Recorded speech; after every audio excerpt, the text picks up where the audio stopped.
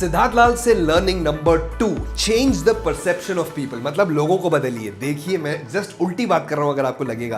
पहले मैं बोल रहा था लोगों के हिसाब से बदलिए, अब मैं कह रहा हूं कि खुद को मत बदलिए, लोगों को बदलिए। जी हां, कुछ चीजों में आपको लोगों को बदलना पड़ता है, उनका परसेप्शन बदलना पड़ता है। लोगों का एक परसेप्शन था कि जो भारी बाइक्स होती हैं वो शौकिया होती है या टूरिंग के लिए होती है, डेली यूज के लिए कोई काम नहीं होता ये भारी बाइक्स का। पर सिद्धार्थ लाल को समझ में आ गया कि ये परसेप्शन तो बॉस चेंज करना ही पड़ेगा, नहीं तो क्या होगा, ग्रोथ नहीं होगी कंपनी की। और वही उन्होंने किया और वो कामयाब रहे, सक्सेसफुल रहे अपने एड्स और अपने इंटरव्यू से लोगों का परसेप्शन चेंज करने में।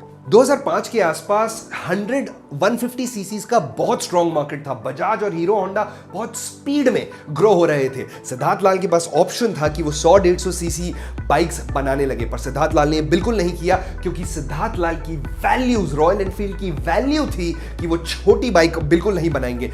जब जब आपकी वैल्यूज पे बात आए तब आपको नहीं बदलना है, आपको लोगों का परसेप्शन बदलना है। पर अगर आपकी वैल्यूज पे बात नहीं है तो आपकी ईगो पे बात आ रही है। अब आपको बदलना है, जैसे मैंने पहले पॉइंट में बताया, और लोगों को नहीं बदलना है। हमारी कंपनी जितेश मनमानी एकेडमी ऑफ चेंज का भी एक वैल्यू है, वो ये कि अगर आपसे बेहतर किसी को आता है तो उससे सीख लो। इसलिए हम भी बहुत सारी ट्रेनिंग्स अटेंड करते हैं और एट द सेम टाइम लोगों को ट्रेन भी करते हैं, क्योंकि हम ये मानते हैं बढ़ेगा बिजनेस जब बदले की सोच। Get a business coach. क्या हमें ये लोगों को समझाने में दिक्कत नहीं आती? जी हाँ, ये वैल्यू समझाने में लोगों को हमें बहुत दिक्कत आती है, पर हम इस पे अड़े हैं क्योंकि हमारी वैल्यू है। जैसे रॉयल एनफील्ड की वैल्यू थी हेवियर बाइक्स और वो उस पे अड़े रहे और लोगों का परसेप्शन बदल दिया। तो सिद्धार्थ लाल ने लोगों का परसेप्शन बदला कैसे? पहली बात, ब्रांड बिल्डिंग में जो सबसे पहले आपको ध्यान देना है वो ये कि एक ब्रांड का एक चेहरा होना चाहिए। इसलिए सिद्धार्थ लाल एक ब्रांड एम्बेसडर बन गए रॉयल एनफील्ड के, हर जगह इंटरव्यू देने लग गए। देखिए सिद्धार्थ लाल इस इंटरव्यू में आप किस तरीके से बात कर रहे हैं रॉयल एनफील्ड के बारे में, क्योंकि दूसरी बात वो ये है कि पहला तो चेहरा होना चाहिए ब्रांड का, और दूसरा आप जिस तरीके से बात करते हैं ना अपने प्रोडक्ट के बारे में, उससे डिसाइड होता है कि वो मात्र एक प्रोडक्ट है या एक ब्रांड है। इन लाइनों में, आगे आने वाली लाइनों में आपको समझ में आ जाएगा कि वो किस तरीके से, कितने प्राइड से अपनी बाइक्स के बारे में बात कर रहे हैं। Everybody else seems to be now looking much more aggressively at the 250, 350 and even 400 space. I mean, not just the domestic companies but also the global brands that you're up against. Yeah, but that's our cunning, Shireen. I mean, in the sense when everybody was focused on the 100, 150, we were selling 350s and everyone was like, bloody hell, you're not going to sell any of those because there's no market for those.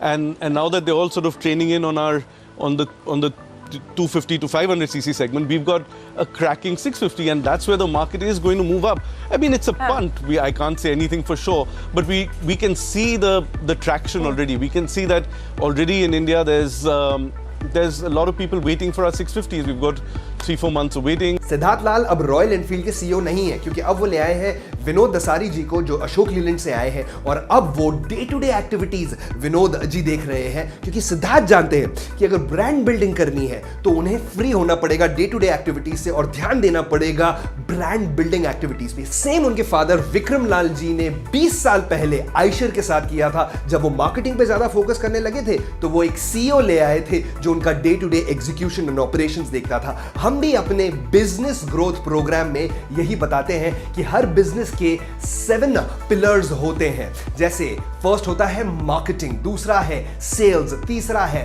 Product, अगला है finance, अगला है team, अगला है R&D और last में आता है मैनेजमेंट। ये सब में सबसे पहले था, आपने देखा होगा, वो है मार्केटिंग। अगर मार्केटिंग होगी ही नहीं तो सेल्स किसको होगी? अगर कस्टमर दहलीज पे चढ़ेगा ही नहीं तो आप बेचोगे किसको? मार्केटिंग नहीं होगी तो सेल्स भी नहीं होगी। और हर एक एंटरप्रेन्योर को मार्केटिंग पे बहुत ज्यादा ध्यान देना चाहिए। इंडिया में इसकी बहुत बड़ी एक प्रॉब्लम है और ये अपॉर्चुनिटी भी है। जो एंटरप्रेन्योर मार्केटिंग पे सबसे ज्यादा ध्यान देगा, अपना समय उस चीज पे डालेगा, उसे डेफिनेटली रिजल्ट मिलेगा ही मिलेगा। रॉयल एनफील्ड के बारे में लोगों को एक और परसेप्शन था, क्योंकि रॉयल एनफील्ड को रॉयल एनफील्ड नहीं बोलते थे बुलेट। और बुलेट किसके लिए होती थी? दूध वाले के लिए, फौजी के लिए, ठाकुर के लिए, इन सब लोगों के लिए हुआ करती थी। तो परसेप्शन बुलेट वाला था। ये परसेप्शन रॉयल एनफील्ड ने बदला अपने लीव होम कैंपेन से। थंडरबर्ड जब उनकी बाइक आई थी तो एक डूड टाइप का लड़का एड में रहता है और वो कॉलेज अपनी बाइक से जाता है थंडरबर्ड से और वहां पे खूब इंजॉय करता है, गर्ल्स के साथ घूमता है। इस कैंपेन ने, लीव होम कैंपेन ने रॉयल एनफील्ड का परसेप्शन बदला from a bullet to a heavier and a better bike. ऐसी अमेजिंग ब्रांडिंग स्ट्रैटेजीज और एडवर्टाइजिंग का यूज करते हुए रॉयल एनफील्ड लोगों का परसेप्शन चेंज करने में बार बार सक्सेसफुल हुआ। जैसे रॉयल एनफील्ड एक बाइक लाया था क्लासिक 500, वो बाइक सिंगल सीटर बाइक थी और उसी समय रॉयल एनफील्ड लाया था सेल्फिज्म कैंपेन। ये सेल्फिज्म मतलब वो सोलो बाइकिंग को प्रमोट कर रहा था और वहां से सोलो बाइकिंग प्रमोट हुई, बंदा अकेला राइड पे जाता है और ये सिंगल सीटर बाइक भी अच्छे से प्रमोट हो गई। जब जब आप लोगों का बार बार परसेप्शन चेंज करते हैं तब आपको मौका मिलता है लोगों को अपसेल करने का अपना बेहतर प्रोडक्ट रॉयल एनफील्ड अब लाया है कॉन्टिनेंटल जीटी और इंटरसेप्टर के साथ, जो 2.5-3 लाख रुपए की ब्रांड बाइक्स हैं। पहले 1.5 लाख में बेचना मुश्किल होता है, पर अब वो 2.5-3 लाख की बाइक्स बेचेगा compared to BMW and compared to Harley Davidson.